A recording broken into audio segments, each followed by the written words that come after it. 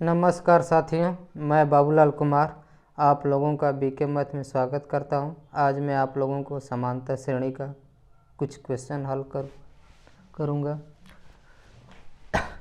जैसे कि दिया कि दो समांतर श्रेणियों 2, 4, 6, 8 डाटा 100 पदों तक तथा एक और श्रेणी है 3, 6, 9 डाटा 80 पदों तक में कितने पद सरसम, यानी कि इस श्रेणी और इस श्रेणी में कुल कितने, यानी कि ये श्रेणी कितने पदों तक जाएगी 100 और एक कितने पदों तक जाएगी 80। तो उनमें कितने पद ऐसे होंगे जो शामिल होंगे दोनों श्रेणी में, या कह सकते हैं कॉमन या सरनिष्ठ भी कह सकते हैं या उभयनिष्ठ जो भी। तो अब देखिए पहला पद इसमें क्या है 2, तो इसमें तो 2 है नहीं, तो ये तो होगा नहीं। फिर 4 है तो इसमें 4, फिर उसके बाद क्या है 6 है, तो इसमें क्या है 6 क्या है दोनों में है, तो एक पद हो गया। इसी तरह जाएंगे तो फिर 8 होगा, तो इसमें तो 8 होगा नहीं। फिर 10, इसमें 10 नहीं होगा। फिर क्या होगा 12 होगा, तो इसमें क्या होगा 12 होगा ना। देखिए अंतर कितने का आ रहा है, 3 का। तो फिर 9 होगा, फिर 12 होगा, 15, फिर 18, इसमें भी 18 आएगा। तो अब चेक करेंगे कि पहला पद कितना होगा, यानी कि ए का मान कितना आएगा 6, और अगला पद क्या होगा जो शामिल होगा, तो यहाँ भी 12 होगा, इसमें भी 12 होगा। तो 12 में से 6 को घटाएंगे तो यानी कि हमें क्या पता चल जाएगा सर्वांतर, यानी कि डी का मान, यानी कि 12 माइनस 6 घटाएंगे तो कितना आ गया डी का मान। अब हमें नहीं पता है तो मान ले रहे हैं कि माना सरसम पद कितने हैं ए हैं। तो हमें पता है कि टी एन, यानी कि एनवा पद बराबर क्या था टी एन। तो A plus N minus 1 into D इसका ये फार्मूला होता है। तो ए का मान कितना हुआ 6 प्लस एन का मान, यानी कि ए है ए माइनस 1 इंटू डी का मान 6। तो इसको हल करने पे कितना आया, यानी कि 6 ए आया। अब देखिए अब इसमें ले रहे हैं इस श्रेणी में, यानी कि 100वां पद कितना होगा, तो ए बराबर कितना हो गया 2, डी का मान भी कितना आएगा 4 में से 2 घटाते हैं तो एन का मान कितना है 100। तो इसको हल करने पे कितना आया 200 आ गया। अब इस श्रेणी में ले रहे हैं तो ए बराबर कितना हो जाएगा 3 और डी का मान हो जाएगा 6 माइनस 3, यानी कि कितना आ गया 3 आ गया। तो अब इसको मिटा दे रहे हैं।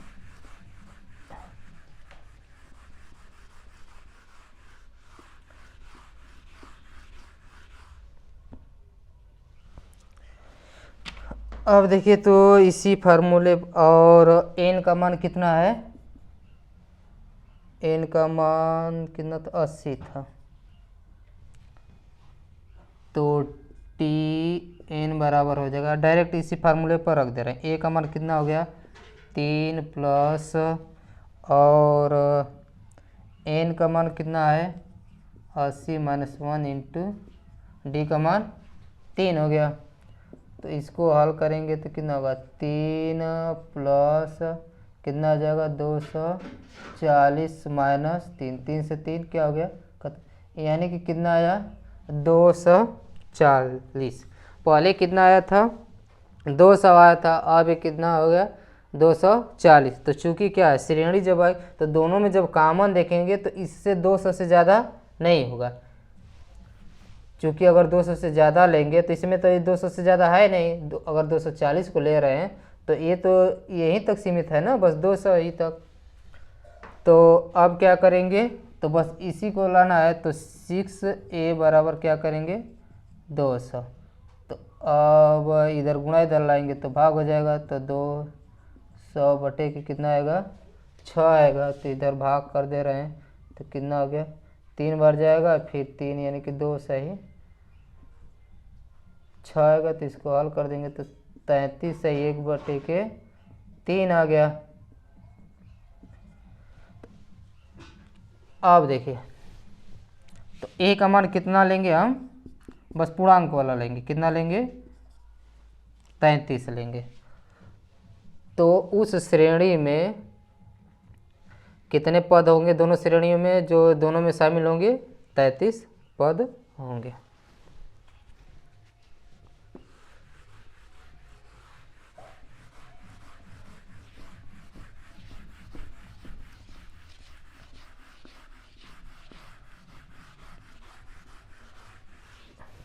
और एक क्वेश्चन,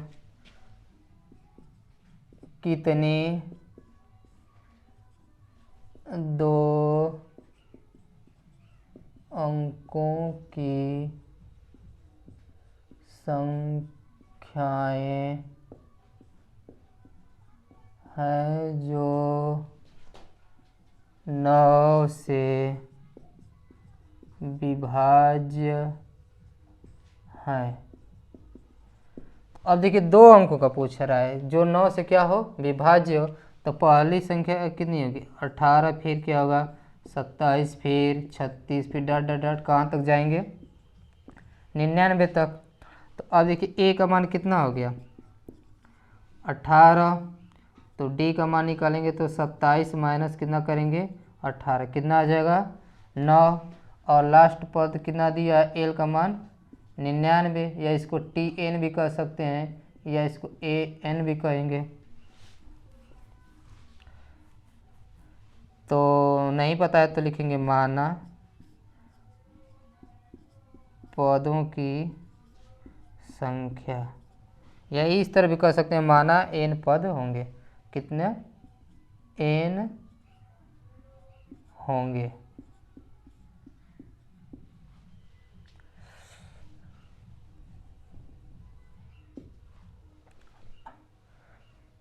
तो टी एन बराबर A plus N minus 1 into D.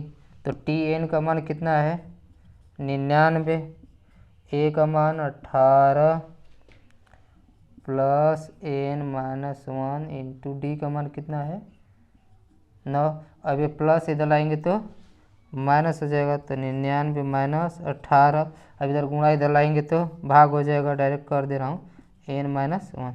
तो इसमें से घटाएंगे तो कितना होगा 81/9 बराबर एन माइनस 1, इसे कितना बार में 9, तो एन माइनस 1 बराबर 9।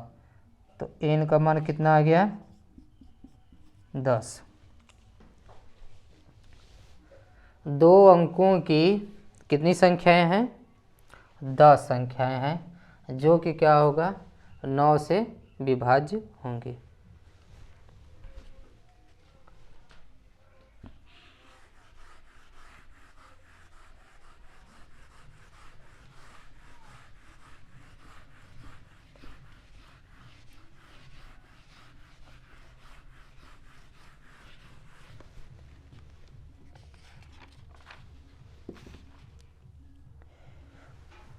और एक समांतर श्रेणी दिया है,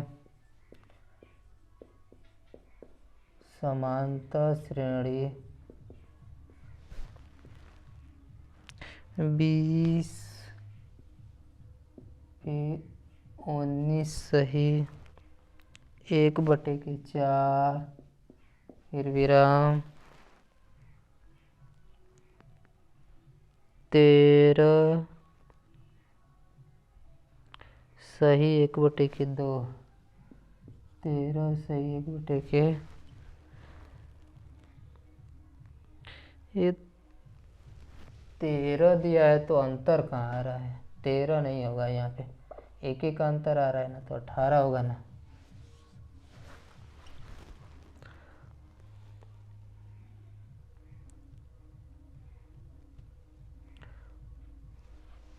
अठारह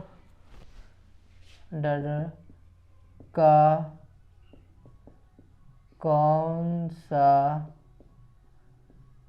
पद पहला ऋणात्मक पद है, पहला ऋणात्मक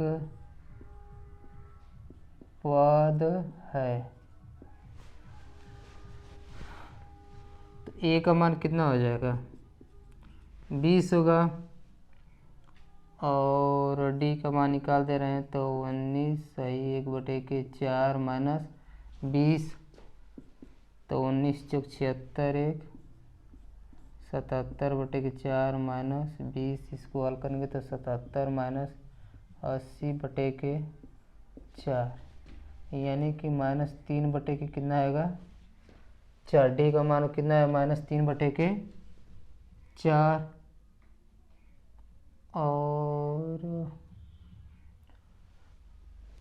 तो लिखेंगे माना यनवा पद पहला ऋणात्मक पद होगा। हो गया। तो अब टी एन बराबर A plus N minus 1 into D formula होता है।